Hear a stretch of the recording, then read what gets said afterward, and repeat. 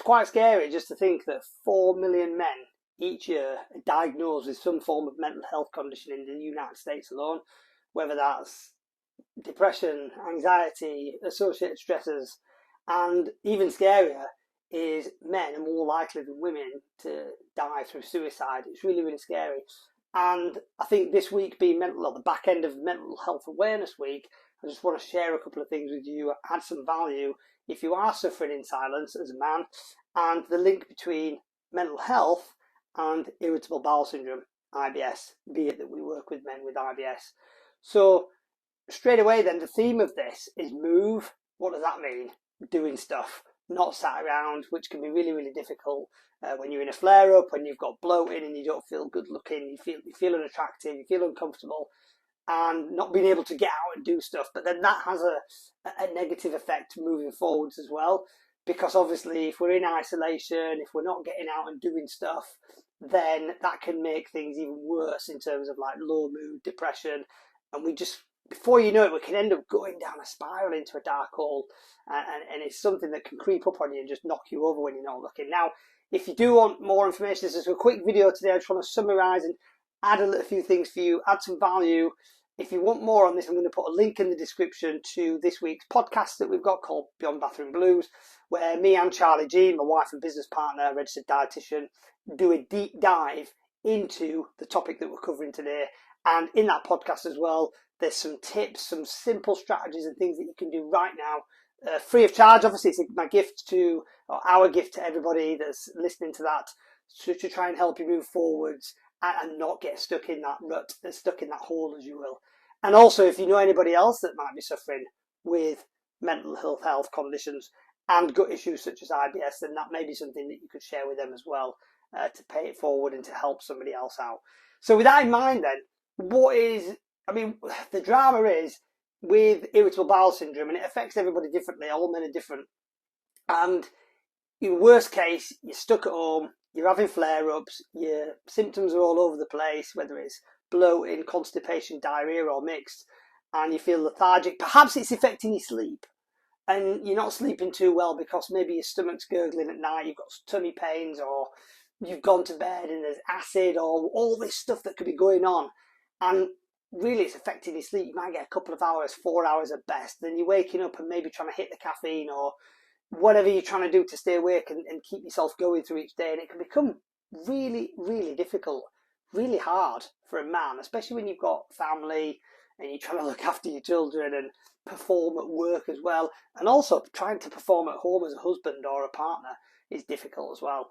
And clearly with all that in mind, and perhaps there's other stuff going on as well. Maybe there's financial struggles. Maybe there's a risk of losing your job. So you've got all these worries and concerns because life happens. We all have these issues, don't we? And perhaps that's pushing you even further down a hole. Maybe it's not too bad at the moment. And that's why I hope that this video, if it's getting to you, it's reaching out to you to getting help and doing something about it now before it's too late.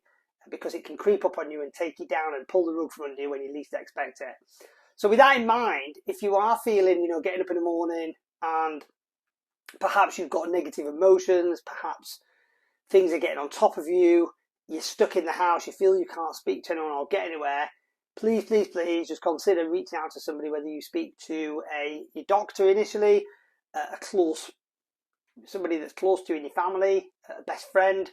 But more than that, what's better than that is speaking to somebody that's professionally trained. Now here in the UK, we have charities such as Mind, Combat Stress, there's various charities, Samaritans, and they've got them in the United States, Canada and elsewhere as well, I'm sure.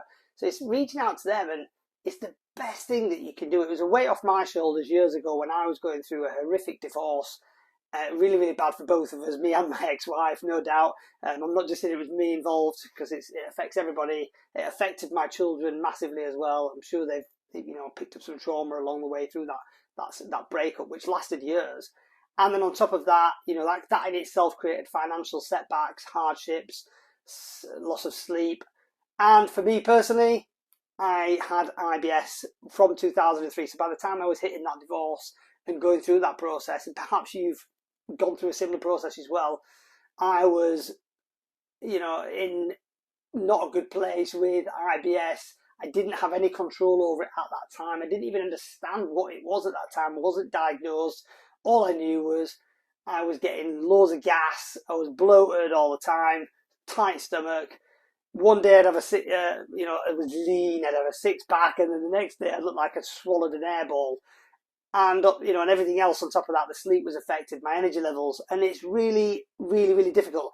And at that time, in about 2006 or 7, whenever it was back in time, when I was going through that, everything else just seemed to get on top. Everything was just getting on top of me, on top of me, on top of me.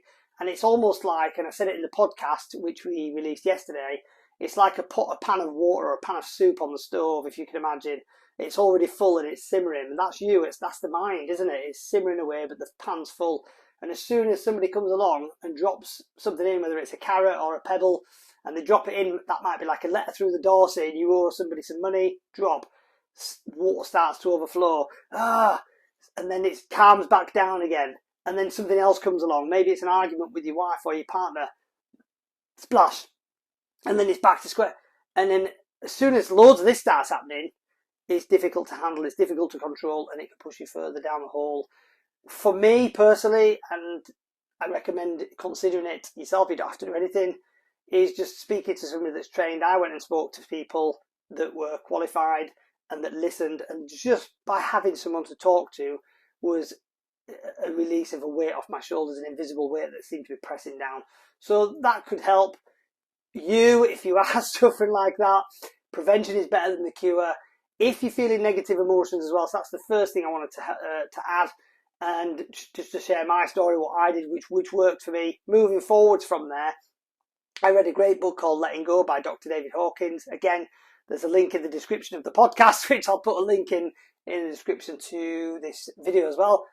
I read a great book, and in that, basically, it's a really big, thick book. To save you reading all that and narrow it down to a couple of sentences, is when you're feeling a negative emotion, don't suppress it. The worst thing you can do, which we all do, is suppress it, push it to one side. I don't like that feeling. I really don't want to feel negative. I don't want to feel horrible. I don't want to feel anger.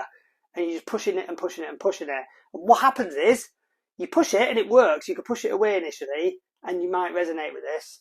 And then moving forwards, as you go through life, it's like pushing, Charlie G, my wife mentioned yesterday in the podcast, like pushing an airball under the water. You can only push it down so far. The deeper it goes, eventually it's just going to pop up out of the water and fly into the air and hit you in the face. So that's the point. It'll just come out when you least expect it. It's like having the rug pulled from underneath your feet, and it can really knock you down. Potentially it could cause anger, frustration, violence. And if you keep suppressing things as well, perhaps, and hopefully not yet, you could turn to alcohol, drugs, narcotics, which is not good. None of that's good. And other issues as well, reckless life, etc. So it's better to try and identify it now. If you're having feelings that are negative, the book Letting Go says to sit there with them, sit there with those feelings, and just close your eyes and just sit there with the horrible feeling, believe it or not, the negative feeling, and really connect to it. Just focus on where is that feeling. Where is it in your body? Is it in your legs, your stomach, your chest? Where is it? And then focus on it with laser focus. Be it on your own, close the door in your office or in the bedroom, and just focus on that negative emotion and nothing else. Feel it. Yes, it's not nice. No, you're not going to like it. But after a few minutes, very, very quickly, what you'll notice is that negative feeling or whatever it is will just drift away. It'll just float away naturally. And as it's floated away, you'll start to feel better. Clearly you will. It's like a sigh of relief, like, oh yes, it's going away, thankfully. Then at that point, as it's drifted away and you're starting to feel better, flip the script and start thinking and turning that into a positive. Connect to gratitude, things that make you happy, things that you love, things that make you smile and make you laugh. Connect to things like that. And then you reframe in your mind, you retrain in your mind. And that will work. It's worked for me. It's worked for countless other people. Clients that we've helped in the past have used it as well to their benefit. So hopefully that helps, something you can try. Again, if you do want to do some further reading on that, I'll put a link in the description. It's a really great book. It's a big book to read, so I've tried to summarise it as best I can there to save you the time, if not. But that will explain it in more detail and other things about the psychology as well around that.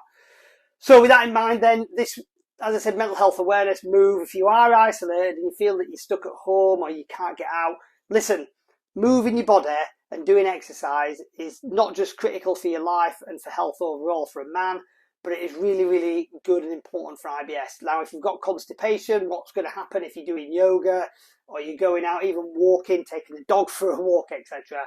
It's going to massage your internal organs. So obviously your gut, your colon, etc. All that is going to start moving around and start getting moved. And what is that going to do? Well, without being gross, it's going to push your stools further down and start creating movement and hopefully get you to go to the toilet. And if you've been doing that and having enough fibre and enough fluids and various other bits and pieces, hopefully you'll be able to pass stools, and that'll make you feel better as well, especially if you're blocked up, because that's horrible. Now, the other thing as well is doing fitness and doing exercise obviously releases endorphins. It's the feel-good hormone in your mind. It might not feel good at the time. It feels really difficult to get up and do something, especially if you're having a flare-up. I get that. But listen, doing something is better than doing nothing. Even if you sat at home and you could stick a YouTube channel on, maybe yoga. Yoga is fantastic. It's phenomenal and it's free. The best part is it's free. There's some gleaming, excellent, amazing YouTube channels, yoga instructors. You could do some searching. You'll find some decent ones that you can connect with, whether it's a woman, a man, or whatever, and different styles of yoga, and get into it. Set yourself a challenge, set a goal, 30 days, and do that. The yoga will make you start feeling better. It's good for stretching, it's good for your bones, for your muscles, and for longevity. It feels good as well. So that's just one example if you're stuck at home. It could be just as simple as getting up and moving around the house, walking around the house, walking around your block, and then maybe putting some headphones on and listening to music. Listening to some amazing music that you really liked when you were younger or currently, and putting a smile on your face. When was the last time you smiled? That will release that feel-good drug naturally without getting done by the police, and hopefully that's going to help as well. And remember, as I said before at the beginning of the video, getting help is not something that you need to worry about as a man. Too many blokes out there, and I've been there in the past myself, so I'm kind of kicking myself in the bum backwards, but in hindsight, if I knew what I knew now then, I would do things differently. I would have acted quicker. If you've not got a diagnosis and you're having gut issues and all these symptoms are going, please consider going to your doctors and getting a diagnosis, because then you can get the right treatment moving forwards to help you control and fully manage that IBS. If it is IBS, could be something else. The other thing then is in terms of to help you out with, if you need it, in terms of exercising and moving, is connect with something that's going to make you feel good initially, and then you can build on that, like building blocks. Whether you start off low and then over the days, maybe you do 15-20 minutes a day, and then as the weeks and months go by, you could build up to maybe half an hour, 40 minutes per day, 4 to 5 times a week. And before you know it, you'll be getting fitter. If you are struggling with weight management, that's going to help with that, burn calories. Or if you want to put weight on because you're slim and you maybe want some muscle mass, you could consider going to a gym and lifting weights as well. So there's all these different options available to you that is also going to make you feel good.